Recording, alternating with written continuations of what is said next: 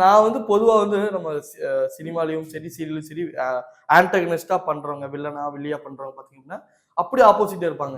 எனக்கு உங்களை பார்க்கும்போது அப்படிதான் இருக்கு. இன்னும் இவங்களா வில்லியா பண்றாங்க அப்படின்னு.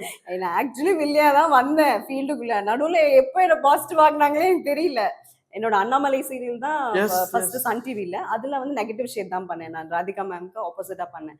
ஸோ அதுலேருந்து பார்த்தா எனக்கு ஃபாலோட் பை நிறைய சீரியல்ஸ் நான் நெகட்டிவா தான் பண்ணிட்டு இருந்திருக்கேன். நான் திடீர்னு எப்போ என்ன பாசிட்டிவா மாத்துனீங்க? எனக்கே ஒரு டவுட் வந்துருச்சு. நீங்க எப்பங்க பாசிட்டிவா மாத்துனீங்க அப்படின்ட்டு. அப்புறம் இப்போ வந்து நான் ஐலி வந்து நெகட்டிவ் ரோல் பண்றேன். ரொம்ப சந்தோஷமா இருக்கு. திரும்ப ஐம் பேக் டு நெகட்டிவ் அப்படின்ட்டு. என்ன மேம் இது இவ்ளோ எனர்ஜி எடுத்தீங்க? ஐயோ வேணாம் வெள்ளி மட்டும் வேணாம் அப்படின்னு சொல்லி தான் நான் கேள்விப்பட்டிருக்கேன். எஸ் ஐம் ரெடி வெள்ளினால அப்படின்னு ஏன்னா ஏன்? வில்லில உங்களுக்கு நிறைய ஷேட்ஸ் கொடுக்கலாம். நிறைய ஆக்டிங் டிஃபரன்ஷியேஷன் காமிக்கலாம். பாசிட்டிவ்னா நம்ம ஒரே மொனாட்டஸா ஒரே பாவமா இருந்துட்டு ஒரு சிரிச்சுக்கிட்டு ஒரு பாசிட்டிவ் வைப் கொடுத்துட்டு அப்படிதான் இருக்கும். பட் நான் எனக்கு என்னவோ நெகட்டிவ் பண்ணா இன்னும் கொஞ்சம் நிறைய உங்களுக்கு எக்ஸ்போஷர் கிடைக்கும்னு நான் நம்புறேன்.